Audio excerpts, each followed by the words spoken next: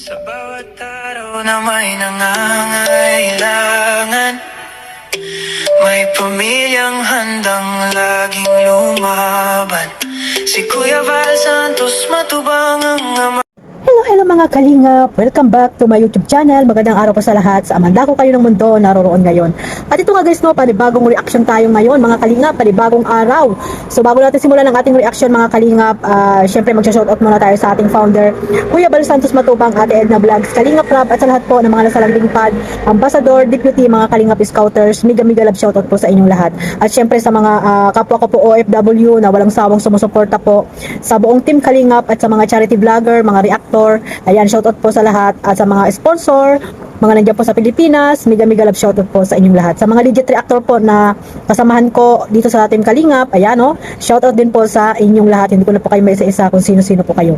So ito mga Kalingap no, ituloy na po natin itong reaction natin mga Kalingap. At dito nga no, parang nagtataka ako mga kalingap dito kay Kalingap Jomar no, kung bakit yung kanyang mga charity works, yung kanyang mga upload ay medyo mababa no, hindi mga kataasan mga kalingap. So nagtataka ako kung bakit ganoon, pero napakarami namang mga supporters, 'di ba mga kalingap? Number 1 supporters po ang Jomcar, ay napakaraming mga tawag dito nanonood, 'di ba? So bakit itong channel ni Kalingap Jomar ay medyo hindi kataasan yung kanyang views? Pero okay naman mga kalingap, okay naman yung kanyang mga views at pasok pa naman po sa most viewed charity vlogger po dito sa Kalingap na ginagawa po ni Kalingap ay ni Kuya July. Pero ayun nga po, nagtataka lang ako mga Kalingap kung bakit gano'n no, ang kanyang views lalo po ngayon na medyo hindi po kataasan yung kanyang mga views mga Kalingap. Pero pag sa mga BTS, sa mga nagla-live, nandiyan po silang lahat to, yung mga viewers po mga Kalingap. Grabe po yung suporta nila doon sa mga nagbe-BTS at mga nag-interview dito kay Kalingap Jomar, di ba? Pero yung kanyang channel, bakit gano'n no? Hindi nila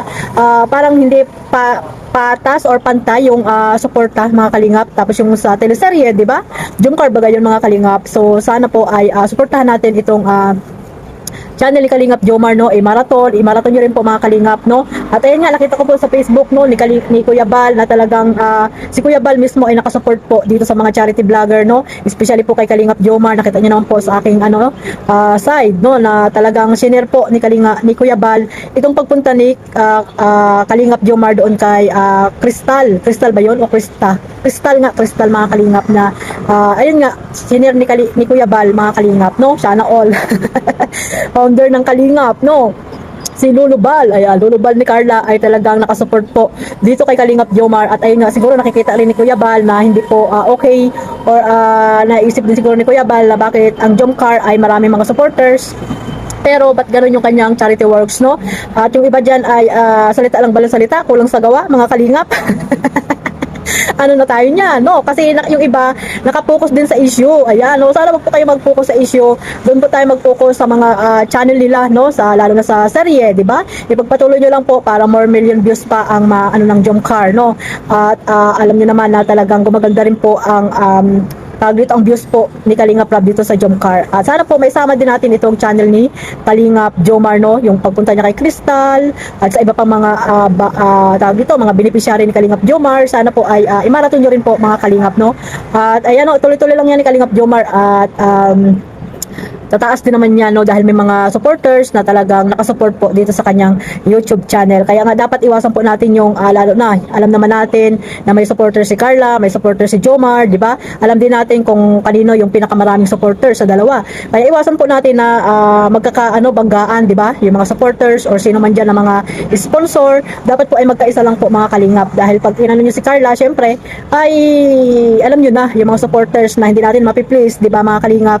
Yung iba ay talagang siniseryoso yung mga nangyayaring mga awayan, di ba? So sana po wag natin seryosohin yung mga Kalingap no. Suportahan po natin ang mga YouTube channel ng Jomcar para makatulong tayo no, kahit sa panonood po ay napakalaking ambag na po natin yan para may matulungan pa po sila na mas deserve po na matulungan si Kalingap Jomar po mga Kalingap. So ayan mga Kalingap, meron tayong clip video po dito na ipapanood about po doon kay Crystal na napanood po ni Kuya Bal no. Talagang nakakahanga din po itong si Crystal mga Kalingap. Talagang ano po siya, no, talagang hindi rin siya mapakali sa kanilang bahay or tambay, hindi siya umaasa sa tulong ni Kalingap Jomar. Bagkus ayun po, nagtatrabaho po mga Kalingap, no, itong si Crystal, dahil alam naman natin na wala nang ibang maasahan si Crystal kundi ang kanyang sarili. Siyempre may mga kapatid pa rin po siya na kailangan din po ng tulong, kaya ayan, nagtrabaho po sa isang mall mga Kalingap. Ganyan po talaga pag ang dalaga ay talagang madiskarte sa buhay mga Kalingap.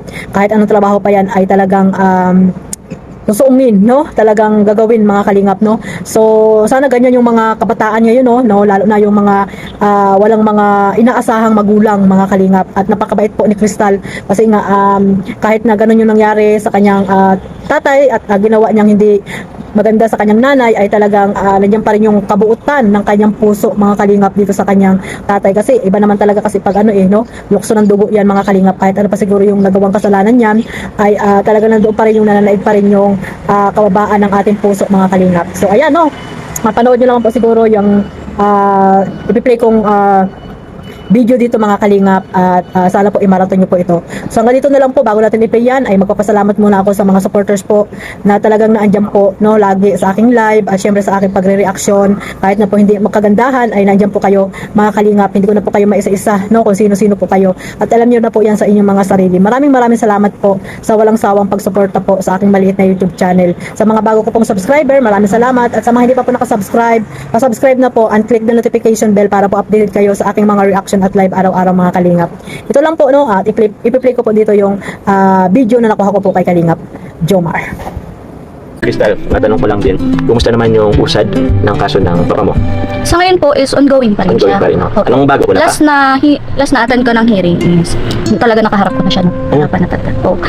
And syempre hindi mo mapigilan emotion mo no. Oh. Nasa harap ako noon, tinatanong na ako ng judge kung anong nangyari, kung anong yung kumbaga POV mo Oh, nung time na yun.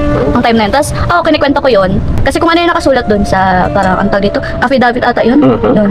Yun baka sa salaysay ba? Salaysay mo? Yun na kung ano yung sinabi ko doon, dapat accurate kung ano sasabihin ko doon. Kasi isang pagkakamali mo lang, pwede nang mabago ang Mabago yung- decision ng judge. Oo. So yun, tapos nung nakaharap ko na ng si Papa, andun lang si Papa eh. Ano naging reaction mo? Talagang naging reaction sobrang, ng papa mo? ano yun yung, ang bigat sa pakiramdam na, tapos parang hindi mo kaya magsalita. Iyak na ako nang iyak. Physically, bumayat ba siya? Tumaba? Pumayat siya. Bumayat siya? Yung nagkausap pa kayo, hindi? Hindi po. As in- Kasi hindi ko talaga siya kayang kausapin. Bawal ba? Hindi naman? Pwede naman. Pero yung approach niya kasi, nung umattend ako na ng hearing, parang parang wala lang sa kanya. Ano talaga, ganyan. Tapos alam mo, isang beses po nang hingi pa ng pera kung may pera daw ako. Tapos ako parang nakakaupo po kasi ako noon sa labas ng courtroom. Tapos parang, syempre, hindi ko alam kung paano tumatakot ako kasi nakita ko siya, parang naguguluhan na ako noon. Tapos bigla siyang lumapit. Pero may kasama siya, parang pulis Pulis din. din, oo. Tapos sabi niya, tala may pera ka dyan.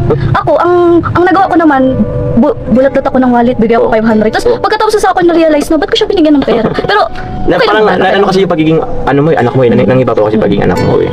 So, di natin alam kung bakit siya humingi ng pera. Sabagay sa mga meron naman kasi yung di ba, parang tiritindahan Sa loob. Opo, meron. So, yun, Crystal, kumbaga, update mo na lang ako sakaling merong pagbabagong kay papa mo. Yes po.